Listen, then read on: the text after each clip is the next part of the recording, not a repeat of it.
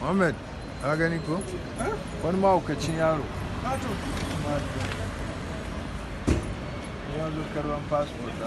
This is happening at Nigeria embassy in London.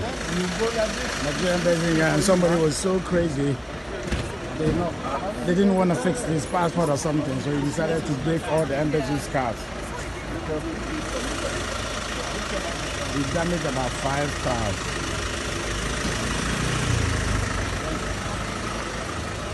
So there was police around.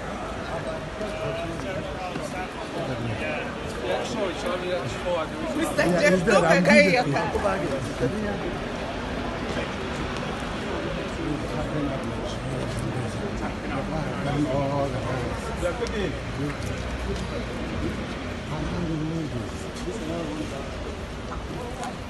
Can you imagine?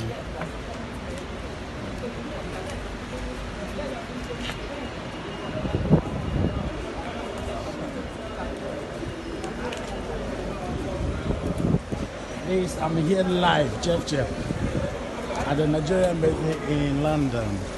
You can see the flags. Just happening right now. What I'm trying to do, I'm trying. Oh my days, this is something else.